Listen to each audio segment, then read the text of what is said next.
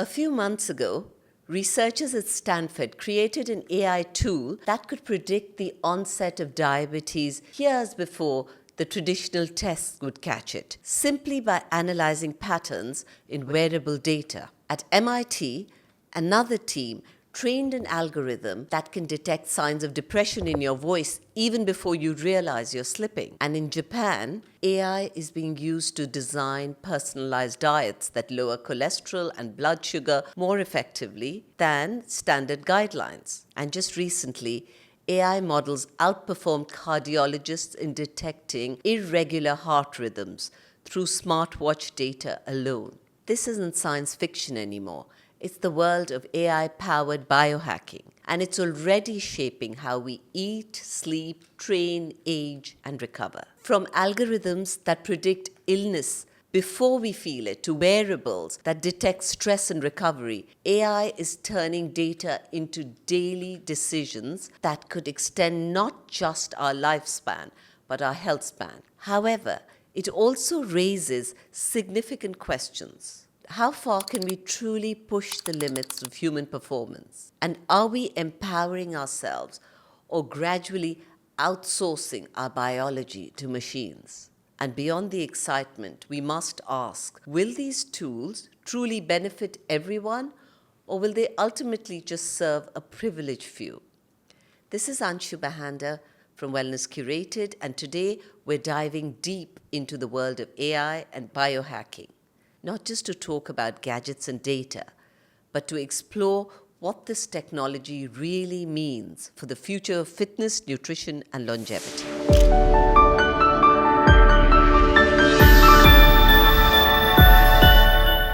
Welcome to the Wellness Algorithm, where wellness isn't static. It's something we can rewrite and reprogram as our lives evolve. Each stage demands new tools, new awareness, and new ways of caring for ourselves. Today, we're talking about how AI and biohacking are changing the way we approach health. But before we dive deeper, let's pause.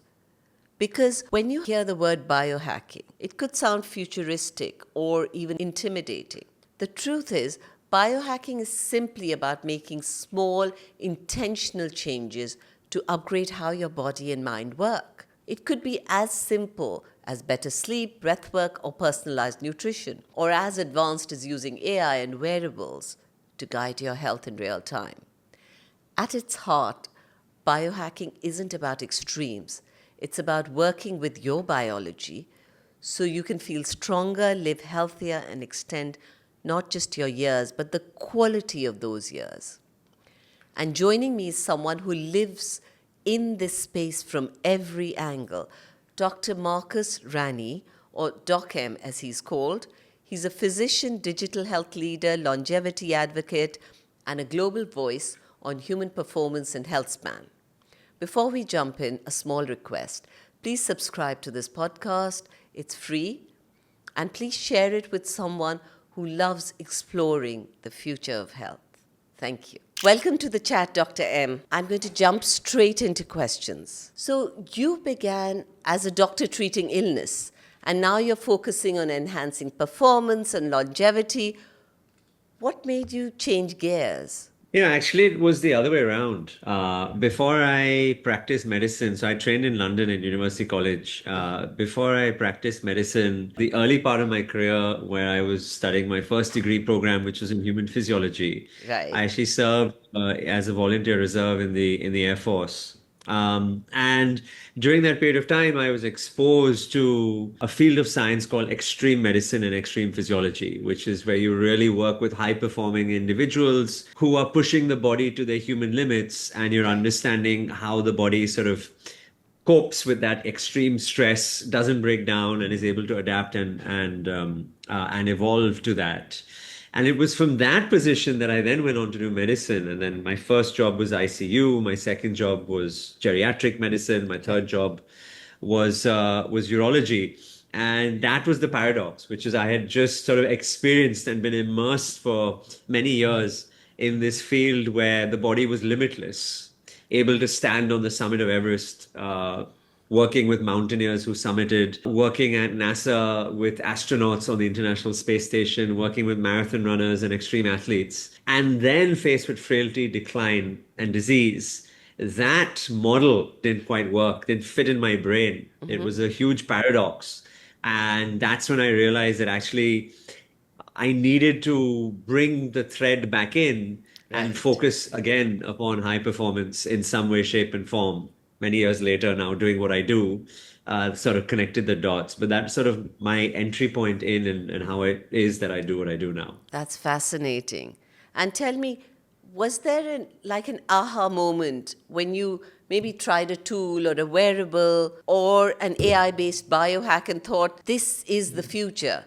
This is already here. This is where I want to be. What was there like a moment like that?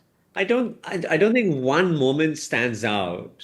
I think in 2017, 2018, I'd given a TEDx talk here in India where I was asked to imagine and describe what the future would look like. So, thinking about a world in 2030, a decade or so away at that point, what might we be experiencing from a health perspective on a day-to-day basis?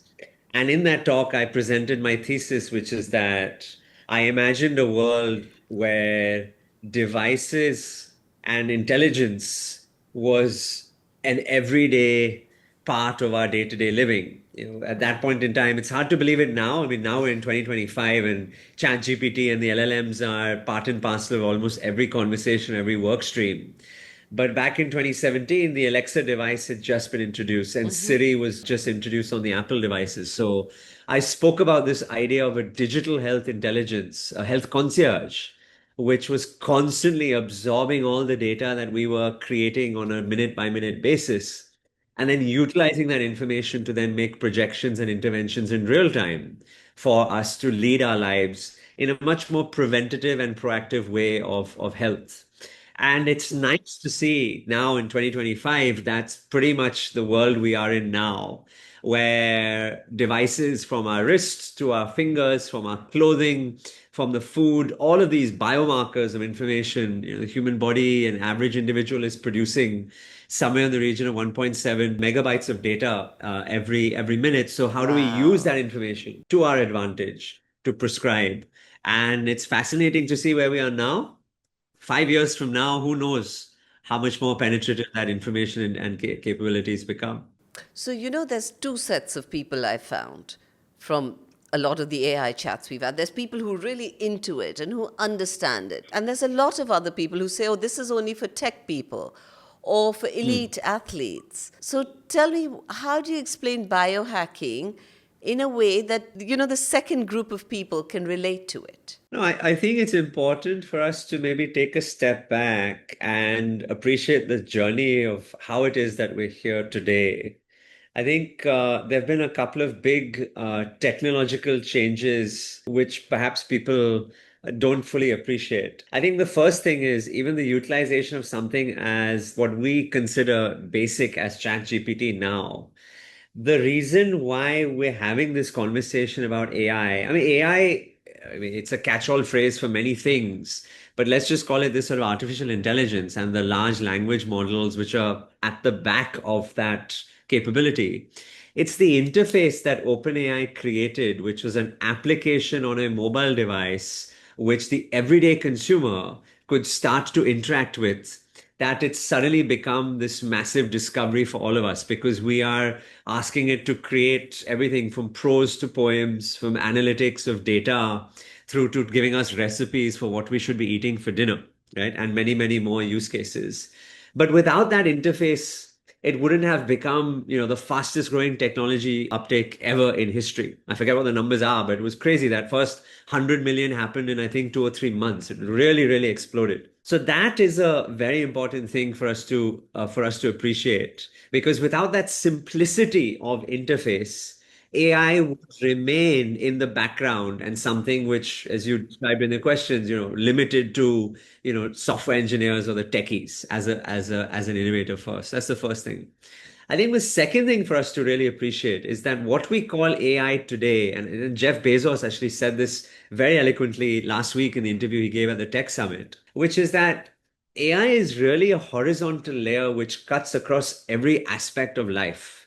You take a business, all of the business functionalities, whether it's account keeping, operations, management, customer service, etc. All of those verticals now have an AI layer which is cutting across them and adding to greater efficiencies in terms of productivity, performance, and ultimately output and outcome. And the same is happening in the healthcare world as well. If you look at the verticals, it could be diagnostics, which you could divide to blood, to imaging through digital data. It could be prescriptions. It could be process management or clinical decision making. All of those verticals now have an embedment of AI as a horizontal layer, which is enhancing the productivity and the performance of that. So I fundamentally challenge the question in that I think that whilst today it might seem that it's being limited to the very few, I think it's important for us to appreciate how one interface like ChatGPT created an explosion and now it's in the hands of many. And I think the same can very well happen in the health world as well, which is waiting for the right interface to happen. Maybe it's from a wearable, maybe it's from a technology firm, maybe it's a new company that we haven't even heard of or hasn't even been founded yet. But the interface will happen. And when it happens, that eureka moment will happen and it'll explode in the same way as ChatGPT, Grok, and all the others are doing. And I think the second thing for us to appreciate is that the horizontal application of this tool or this technology to all verticals of health is happening in the background. And it's only a matter of time where it really changes work streams going forward, as well as the same way as it's doing in other businesses. So I think it's a really exciting time because biology and technology is coming together in a way that we've never seen before. And all kinds of new things are going to be available to us, from diagnostics to therapies and treatments and management. That is true. But on that note, I'm going to ask you something. Can you tell me an everyday biohack that people can do without buying any gadgets at all? So sitting at home, what can they do so they truly get to understand what we're talking about when we talk about biohacking? Yeah, so let's define biohacking. Biohacking is nothing but the optimization of an operating system. And in this case, our operating system is our physiology and our psychology. So, what can we do to optimize that system so that the outcome is higher? Now, I like to look at it through the lens of lifestyle, but other people might look at it through the lens of medications or drugs or therapies or physical interventions, etc. But let's take a lifestyle. Let's look at, I'm speaking to you right now, as I said, from my bedroom. So let's look at the bedroom environment and what can we do to optimize the bedroom environment so that we biohack our physiology and our psychology. The first thing is your physical bedroom environment must be cold, dark, quiet, and technology free. The best temperature for the human body to sleep in, as per the clinical evidence, is between a temperature band of 16 to 18 degrees Celsius or 70 to 74 degrees Fahrenheit. So, having a cold bedroom environment will allow your core body temperature to reduce to a level where your deep sleep component will be as high as possible. So, that's a biohack, physically having an air condition and reducing the bedroom temperature. The second is dark, having curtains which are proper blackout curtains, blocking as much light as possible, removing any other source of light in the bedroom. The game we play in hotel rooms, which is where we try to find the LEDs and the switches to turn off the lights in funny places. So having a dark bedroom environment is a biohack because it allows the melatonin secretion to be as high as possible and therefore allowing the body to go into sleep. Right. Quiet, making sure that your bedroom is a quiet environment. It could be having a rug or a carpet on the floor. It could be having heavy set curtains that absorb sound, preventing it from coming in, or having double glazed windows to prevent sound from coming through. Technology free. You want a bedroom which is as tech free as possible. No screens, no devices, no tech. Take that Wi-Fi router and put it outside. Take Outside, that yeah. television screen and put it outside. Take that mobile phone and put it Oh, outside. that's the These are, toughest. I think it's easy when you ask the person, why is your phone next to you? 92% of people say that their phone is next to them because it's their alarm clock. And Yes, there's a absolutely. $5 alternative to that. They can go on any e-commerce site and buy a simple alarm clock for $5 or less. And we can then put that mobile device outside to charge so that you can charge your body in the bedroom environment. So these are examples of simple lifestyle modifications which quote unquote biohack the body. And I haven't even spoken about any of the drugs, molecules, interventions. That's another layer and a layer on top of this. That's true. So when people think about biohacking, they shouldn't be in a frame of mind that, okay, this is only reserved for the technology adopters or people who are looking to innovate with fancy devices and expensive therapies. Biohacking begins simply by making structural changes in your environment and your relationships and your home and your workspace that allows the human body to optimize its physiology and psychology. Fantastic. Now, on that note, I'm going to move on to fitness. Tell me, Okay. there is a lot of confusion around optimizing fitness trackers, recovery scores, smart workout, VO2 data. So, from your experience, how is AI genuinely changing the way we train and we recover? It's providing a level of intelligence which allows us to give personalized recommendations to individuals based on their need right now. And of course, this capability has got hugely more advantages for a professional athlete or a sports individual, right? Because I just finished a call with one of India's leading pickleball players. She used to Oh, represent wow. India for tennis, and now Right, she's the face of pickleball. And one of the things she told me is, Doc, I'm going back to back because pickleball has now exploded. And she says, right, Doc, I've got no opportunity for proper recovery. I'm waking up feeling really tired and fatigued. My reflexes are being diminished, and I'm losing the joy as well. So we're able to look at, she's wearing a ring, we're able to look at her sleep scores, we're able to look at the components of sleep. How much time is she spending in REM sleep? How much time is she spending in deep sleep? How much time is she spending in light sleep? Then we look at the recovery. You were alluding to a metric around recovery, what we call heart rate variability, which is a method of quantifying the amount of stress on the organism. So these are numbers which we can use to then guide. And one of the things we've done is to stack her supplements up now so that right. she's taking magnesium, she's taking reishi, she's taking L-theanine and ashwagandha. We spoke to her about the importance of creatine and protein in her diet so that her muscles are restoring themselves. I spoke to her about the importance of sauna, of red light therapy, of cold water immersion, so that the physical body and muscles can recover after a game. And then we also, through her blood work, looked at all of the micronutrient deficiencies that she has, vitamins, cofactors, minerals, etc., so that we can supplement her accordingly. So this data allows me to go at a level of personalization which I could Yeah, never have done a few right. years ago, right? And of course, I can be much more Yeah, detailed in an athlete because there it's about performance. But the right. same application can happen in a layperson as well because the information is as readily available through the wearable devices and blood-based testing. So, explain to me what someone should do if they want to get to optimal nutrition. So, how can they really personalize their nutrition just based on what you've told me? So there are basic blood tests that we should each be doing every 6 to 12 months, which will help us understand the metabolic components of the body, the micronutrient components of the body, and the state of inflammation, right? So metabolic health, we'll be looking at your fasting sugar, your fasting insulin, your HbA1c score.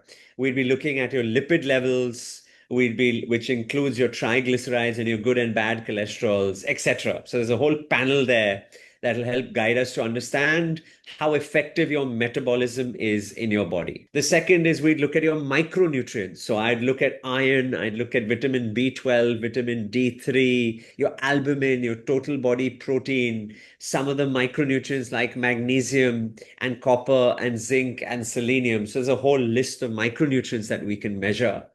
And then, of course, inflammation is a big problem today because people are eating the wrong foods. The physical environment is a toxic one. We have a lot of psychological stress from our work life imbalance driving cortisol, and chronic sustained inflammation. So these are just some of the blood tests that one can measure to quantify and based on that information, prescribe food-based interventions or micronutrient supplementation-based interventions to help heal the body. Another example, Anshu, would be for a person with very poor gut health. And there we can another test, which is what we call the microbiome test, which is a stool sample and a saliva sample to look at the diversity of microorganisms that are living inside of that person. Have they got the right type of good? How much of the bad are there? What's the ratio between the two? And based on that, we can put them on gut-based protocols, elimination diets, supplementation diets, probiotics, prebiotic foods, and capsules to then heal the gut from the inside out. So there's a wealth of information available in the body, and we can use that to tailor our prescriptions for people. Fabulous. We're going to make a list of the blood tests you've recommended and the other tests and give it to people along with the podcast so it helps them. But you've often talked about health span versus lifespan. So, how can biohacking help us stay younger for longer, not just, live like a vegetable lying on a bed? This is, I think, the most important question that we need to be asking ourselves individually and as a society. McKinsey had done a study which they published just after the pandemic, where they looked at the global life expectancy across all major and developing world countries. And they found from 1960 to 2019, so in the space of 5 decades, 6 decades, we had averaged increased global life expectancy by 19 years, 19 years, right? So think of that as every 3 years, we added a year back in. That's great. A lot of that is down to medical advancements, alleviation of poverty, and better surgical techniques and generic medicines. That's the lifespan part of the equation, which is how many years are we physically living. But as we looked at that data, also found that ill health and sick care is happening earlier, that people are living on average over half of their lives with disease, and therefore the health span coefficient, the number of healthy years, is actually going down. So we talk about this in longevity science as the delta, the gap between health span and lifespan. Lifespan is increasing, but health span is going down, and therefore the gap is getting wider and wider. And the average person coming to see me comes to see me not for doc, help me live longer. It's actually help me live healthier for longer. Healthier, yes. Elevate my health span. And that's where the work and energy needs to be invested in. And that's where actually the discipline is required, because there's no pill for health span. There's no pill for lifespan either, by the way, but there's definitely no pill for health span. Health span is a journey where we need to invest in every day over the course of our lives to make the right lifestyle modifications when it comes to choosing what food we consume, when it comes to ensuring that we are active every day, when it comes to making sure that our body is well rested and recovered, when it comes to managing stress, and finally, when it comes to the physical environment and the internal relationships that we have with ourselves and people around us. I call these the 5 pillars: sleep, move, eat, breathe, and connect. These 5 pillars, there's no fancy medicines here. There's no crazy gadgets, gizmos, or interventions. But these 5 pillars lay the foundation for elevating health span and allowing us to live healthier for longer. That's lovely. Thank you for that. But also, there's a lot of devices out there. So, how do we separate what's useful in the long term from what's just expensive hype? People are giving very expensive medicines out. People are, spending a fortune on devices, wearables. The fact of the matter is you have to do the fundamentals first. There's no point wearing the fanciest watch, ring, or having an IV infusion if you are not sleeping the basic 7 hours a night. If your diet is one or your food is one which is hyper carbohydrate, hyper calorific, hyper processed. if you're sitting at your desk for 14 to 16 hours every day, etc. So do the basics first, do them well, and then graduate to the fancy gizmos and gadgets that you were describing. And there are many. And there are great advantages, as I gave you a prime example, a few from an athlete to a layperson. But if that same person was not doing the basic fundamentals of the five pillars first, then everything else is just window dressing and frankly makes meaningless sense. There's no sense, it's nonsensical. Right. And it's a waste of time, money, and energy, all concerned. Okay, that's good advice. Get your five pillars right first. Now, there is an explosion of mental health issues. Do you think AI can help us with that? Or is that still human territory? I haven't made up my mind on this yet, honestly. And I'm not saying that because it's sort of, I don't want to fall one way or the other. I think there's great promise in the potential of using AI. Let's take a country like I'm currently living in India. India has one of the lowest numbers of trained psychiatric physicians and experts versus the population size. There is no way we cannot build enough medical schools fast enough to get people trained to provide for the expertise required for the burden of mental health disease that we have in the country. Right. So clearly, some of these technologies will be in a position to provide for a capability set that can help manage maybe the day to day and leave the more nuanced for the human experts.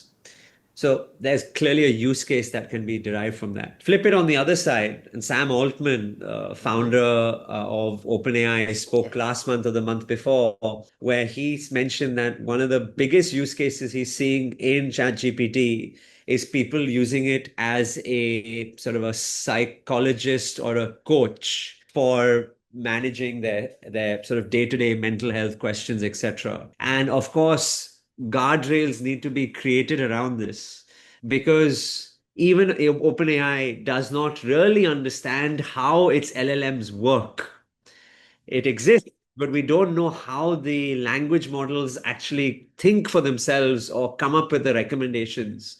And we've all read or seen, those news clippings where, there have been instances where ChatGPT or the LLMs have lied or falsified information or manipulated the individual at the other end. So there are going to have to be some sort of safeguards around this. So I think there's great promise, but it needs to be managed very, very carefully because otherwise there'll be an over-reliance and with it will come its own set of problems. We're already seeing that with social media today, right? The young generation, the Gen Zs and the Gen Alphas have a disproportionately larger amount of problems with body image, self-talk, mental health, all of those things. And a lot of that is because of social media. We can't create another version of that, which is sort of a social media on steroids, which could be what the AI tools could be. So I think there's promise, but we need to manage it really well.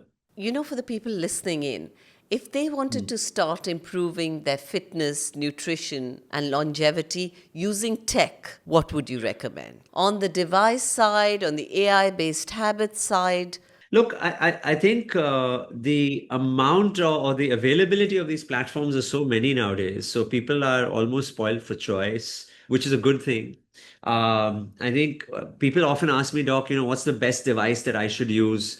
And there's no one clear answer. If you're a runner, you may preferentially prefer sort of a running band to wear on your wrist. If you're looking at it from a recovery perspective, you may prefer a ring that you wear on your finger, which you can take off at night. That same ring is not very comfortable if you're working out in the gym because it'll be very uncomfortable when you're trying to pick up a barbell or a weight, etc. So I think there are different form factors based on the application that best suits what you want to do. My father, who's a type 2 diabetic but on insulin, instead of pricking his finger 4 to 6 times a day, he now uses the glucose patch on his arm. And using the app on the phone, I'm able to look and track his day-to-day blood sugars, how he responds to certain foods when he does get to exercise, how it is beneficial for him, etc. So Which there a are lot of so people are doing, even if they're not diabetic, they're using the glucose even if they're not monitors. diabetic, exactly. Yes, I think there's a use case for it, which is even if you're not non-diabetic, it'll give you an insight into how your body uniquely responds to different food groups based on your genes, based on your lifestyle, based on your metabolic rate, based on your microbiome. We all respond very differently to different food groups. And just wearing the patch for 10 to 12 days will allow you to understand these foods are better for me from a sugar control. These foods are worse for me from a sugar control. And then you can right. make smarter choices. So I think there's some benefit for that. And certainly for athletes as well. So yeah, I mean, point being that there are different form factors based on what it is that you're trying to get at. There are smart scales. I have one in my house where you stand on it and you're able to look at not just your body weight, which is a very crude measure, but Yes, actually look at composition of your body weight. How much of that is muscle? How much of that is water? How much of that is sort of non-lean? That's very helpful. So lots of these devices. There'll be many more that come out over the next few years as we get deeper and deeper into understanding the human body and then use that information to the advantage. and I also believe that ultimately it's not going to be a physical device, it's just going to be part of our lives. Ultimately, we I won't think be wearing so. that Aura ring. It'll just be somewhere, something will be tracking our sleep. I don't want to think about what, but I look at the maturity curve of all of these applications, and you can really look at it in terms of what was the first set of celebration or what were they trying to impress users by? It was fancy looking graphs. Now we're reaching a stage where a lot of the platforms are pushing those graphs into the background because they've realized that people either become very anxious about them or they can't interpret them for themselves. And the next level of value addition is the interpretation of those graphs. So, based on your sleep last night, this is what you should do today, right? That's where we are at right now. I think in 3 years hence, we've probably taken it one level further, which is it's not even the interpretations based on looking at your graphs, it's the integration into your day to day lives, which is it'll automatically tell your meal delivery app what foods you can eat and what foods you can't eat, right? So that you don't even need to think about, oh, this is what I should order for lunch. It's automatically giving me my lunch order, which is yeah. being delivered to me. So I think it's the natural evolution of technology, consumer interface, and then day-to-day lifestyle. We're just on that trend in our journey. And all of the fancy gizmos, gadgets will and data will slowly fall to the background, and it'll just become second nature from a choice perspective. Okay, so my last question to you is about solving big problems of the world. If you could test one AI powered health intervention on a large scale, something that would change how the world eats, moves, or ages, what would you choose and why? I think the biggest culprit to the lifestyle diseases which we have prevalent not just in the developed world but in the developing world as well is sugar and high processed foods. I think if we are able to develop a solution which makes healthy food choice the default option for people in an engaging manner and therefore reducing the load of sugar, carbohydrate, and high processed foods, we will have a huge impact on the health span and therefore the lifespan of our species in the years to come. I don't know what that solution is, but I think if smarter people who are watching this show can think about AI application to food choices and making it engaging enough that people want to eat those foods at the right time, in their convenience, at a cost effective solution, that will potentially make a huge impact on health globally. Doc M, that's probably one of the best answers I've had. I've done about 200 podcasts. That's probably one of the best answers I've had so far. And we've got to try and figure out how to make this happen, I think. But Yeah, that was hopefully the audience, fantastic. that's smart people in the audience. Yeah. But before we go, we're going to play a quick game. It's called Hack or Hype. I'll Okay. name a trend and you tell me in one line whether it's a genuine hack or just hype. And hack is a good thing in this instance, right? Hack is good, hype Yeah. is no no. AI driven personalized diets. Hack. Why? One sentence. Because of the overwhelm of choice. Social media today is simultaneously telling you that food X is good and food X is bad. The truth is it's somewhere in between. It's based on your biology, it's based on your context, and it's based on the objective you're trying to achieve. So if AI can understand those three things and then tell you exactly, Anshu, for you, coffee is good or coffee is bad, that's a good piece of information to get. Okay. Wearables that predict stress and recovery. I think that's a hack. And it's a hack because stress levels are at an all time high. And they're at an all time high because of the environment, the food, and the choices we're making. Simultaneously, sleep is at an all time low. And these two things together are contributing to so much ill health and disease. So, the more we can do to enhance recovery, improve sleep, and reduce stress, the better people will be. Fabulous. Genetic testing for performance and wellness. I think it's a hype currently so far. I think it's still too much of a probabilistic science. We don't understand the nuance of it enough for a clinician to be able to make meaningful interpretation of that data to improve your outcome. Now, this is very different, and I want to make sure people are clear. There are some genes which have a one-to-one mapping. BRCA when it comes to breast cancer, the Huntington gene when it comes to Huntington's disease. In those instances, knowing whether you're a positive carrier or not will have an outcome to your health. But when it comes to day to day things which we call polymodal, like diabetes or hypertension or stroke, etc., that's too nuanced. We don't have enough understanding right now to be able to say, oh, do this saliva test to your genes, and now basically you're at this risk and this is what you can do. I think there's a little bit too much hype out there so far. Okay, thank you. And the last one, AI powered health coaches in longevity clinics. Oh, I need to be careful because ultimately we are building something very similar as well. I would have to say, with full disclosure, because we are building it as well, that I think it's a hack. I think it's a good thing. And I think it's a good thing for the same answer I gave you for the first one, which is that overwhelm, confusion, too much data existing in a world of social media, of who can shout the loudest rather than who's the smartest in the room, is confusing people. And if we can build technologies to provide for personalized interventions contextually at the right time based on objective, we can truly help people without the need of having, hundreds and thousands and millions of human experts being trained, which is the model of the past, but not necessarily the outcome of the future. Thank you so much. Thank you for that eye opening conversation, Doc M, for reminding us that AI and biohacking aren't just about chasing perfection. They're about using science and technology wisely to live with more clarity, resilience, and intention. Great conversation. Thank you. Thank you, Anshu.